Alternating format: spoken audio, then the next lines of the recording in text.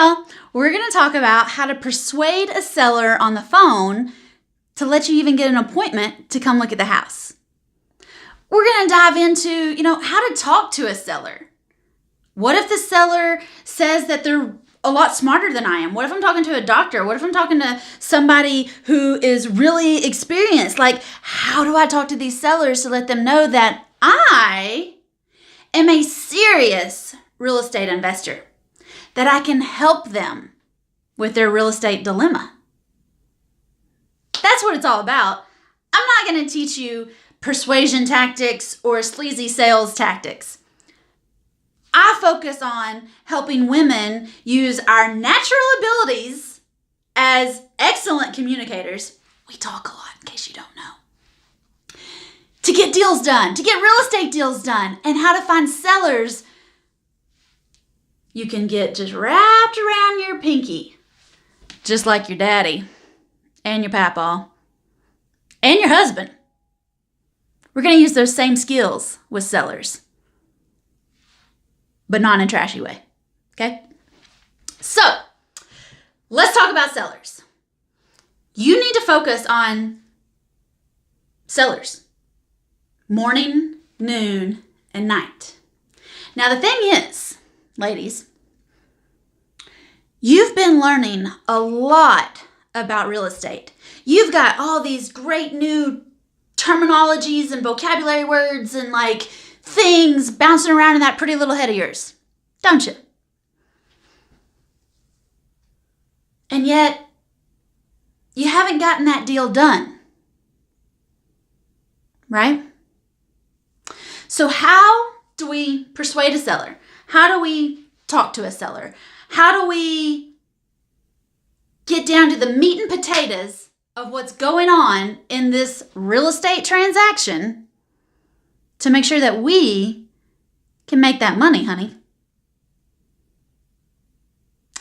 The first thing I want you to do, no matter how smart, how sophisticated, no matter how prestigious your seller thinks he is, or thinks she is, I want you to talk to him like a third grader.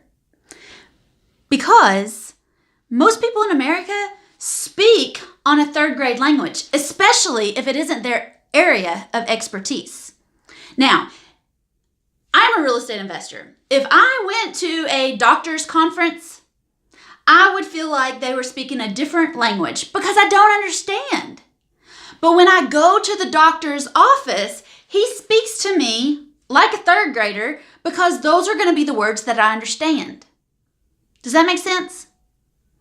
If I went to a conference, or heck, if I started watching videos on accounting, I would feel completely dumb, basically, because those words don't mean anything to me.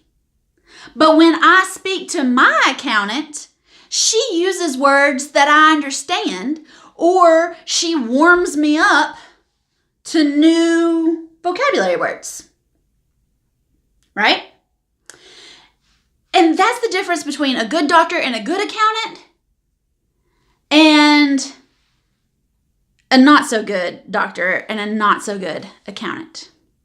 The good ones will speak words to me that I understand so that I don't feel like a dummy. And that's one of the problems that I see ladies making when they're talking to sellers. Just because you have all this vocabulary and you have all this terminology and you have all these great big ideas and plans and things going on, it doesn't mean that those words, those terms, that paper, it looks like Greek to your seller. Whether they're an engineer and highly educated or whether they didn't graduate high school. In this moment, when you're talking to the seller and you're in their kitchen or you're leaned up against the hood of the car and you're explaining that you're going to buy this house and you're going to be making payments on it and all these great and wonderful things, you need to use words that they understand. You need to take your time explaining new things to them.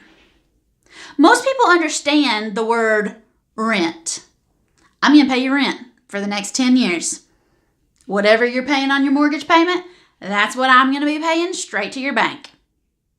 People understand that. But I could just as easily go into a seller and say, I'm going to give you a lease option to purchase, and I'm going to take, my terms are going to be on a 10-year with an amortization schedule, and it's going to be this, and it's going to be that, and this is what's going to happen if this happens, and that's what's going to happen if this happens, and blah, blah, blah, blah, blah. And my seller's going to sit there and go, what did you just say? That sounds really complicated. I don't want to do that. Goodbye. And they will completely dismiss me, and there's no coming back from that. I've been in lots of negotiations, and I know the moment I confuse my seller, it's done.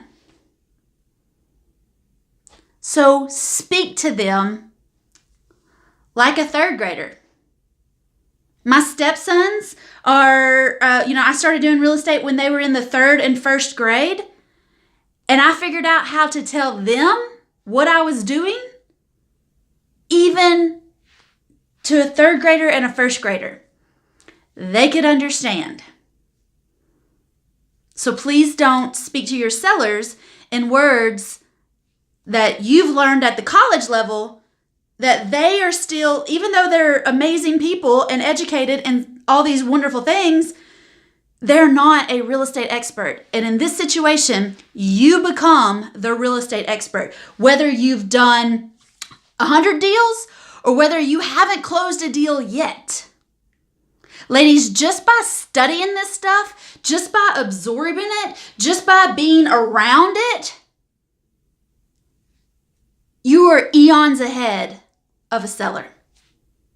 Which brings me to the second thing that you want to focus on when you're trying to persuade a seller, or when you're trying to talk to a seller about letting you have this deal. And that is, focus on the seller's problem. We've all got problems. But at this moment in time, you are talking to this seller about this problem property. And I want to tell you another story. So I had a seller one time who inherited a house. Their parents had passed away and they inherited a house. And it was, a couple hours away. And when I started talking to my seller, I knew about the property and I knew that this was a good house and I knew that they didn't have any tenants in it. And I knew the real estate side of it. But what got me the deal was because I asked the seller what was going on. And at first, the seller started telling me about the house and they didn't have any money to flip it and they didn't want to have to drive 3 hours and they didn't want to have to hire a crew and they were just really annoyed that their parents had left them this property in this condition. I said, really? So is the time the problem? The time to drive over? Is that the problem? Well, yeah, I got this job and my kid's playing ball and it's travel ball season and I just don't have any time to be, talking to contractors and to be doing this and to be doing that. And I don't even know what that would look like because I've never flipped a house. And I was like, tell me more about your kid. Tell me more about travel ball. Well, I've got my son on this travel ball team because he was getting beat up at school and all of his friends had left him at school and they'd, gotten a little bit more mature than he had gotten. And I needed some way, to keep him occupied and to keep him on the right path in school. And so I'm paying out my tail to keep my son on this travel ball team. And it takes all of my energy just to go to work and go to travel ball. That's my life, work and travel ball. I said, how much are you paying a month in travel ball? He said, paying about $500 a month. I said, so the problem here is that you want to spend more time with your son so that you can make sure he's becoming a smart, well-balanced member of society. And my seller said, yeah, that's right. That's ultimately my problem is I need more time with my kid. I don't want to give time away from my kid in this sport that he loves, that I'm encouraging just to go flip this flipping house. I said, I got you. What if I just start sending you the $500 a month you need for travel ball, and I'll take care of this problem for you? He said, you'd do that? I said, absolutely, I'd do that. Because guys, this seller's problem wasn't really the house. This seller's problem was in his heart. His heart wanted to be with his son. His heart wanted to be on the ball field. His heart wanted to do dad things. He didn't have space in his heart to flip this house that was 3 hours away with money that he didn't really have because he was giving all his money to his kid to go play travel ball. Talk to your sellers about their real problem. A lot of times, the problem isn't the house at all. The house is just the tool to solve the problem. So let's talk about solving this problem. Let's talk about the solution. The solution that I offered this gentleman was to take over his travel ball expenses via buying the house. So we're killing two birds with one stone here. Did you catch that? I'm going to buy the house. I'm getting a $500 a month payment on a house that I could probably rent for $1,000 or $1,200. He doesn't want any money down from me. He just wants his travel ball expenses paid for. And that makes him happy. So I can buy the house, which is my solution to his travel ball problem. I'm going to buy the house. I'm going to take over the repairs. I'm going to take over the flip. I'm going to take over the monthly payments.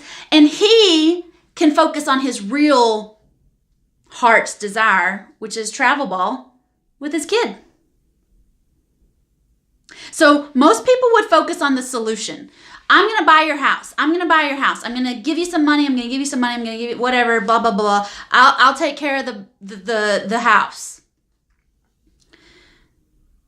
But the house wasn't this guy's problem. This may have been his surface level problem because the house was dragging him down.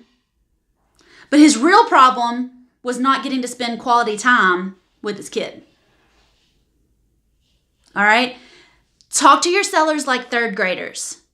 Focus on their problems first. We all got problems, but we have really unique, special problems in our heart, and then we have problems that just kind of annoy us. Don't focus on the annoying problems. Focus on the heart issue of the sellers. And women are perfect at this. Women make the best real estate investors because we have a natural ability to talk to people and find out their heart problems, and not like their cardio heart problems, but like their real issue problems that's really driving them down. And then we provide solutions via real estate transactions.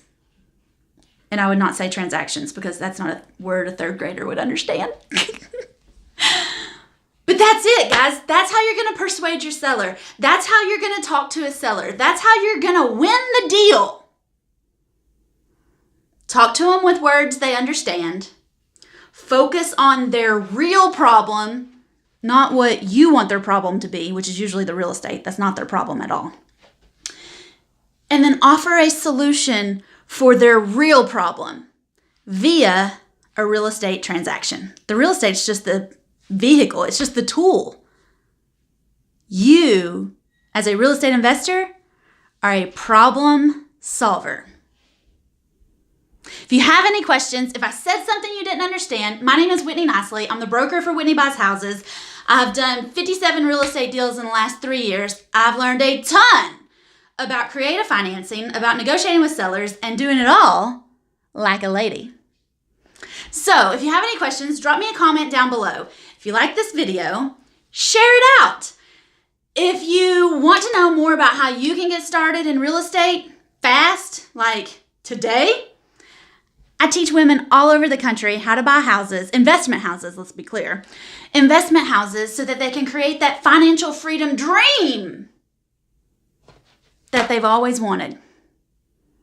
All the details are on firstdealdonefast.com. The name of my program is firstdealdonefast.com.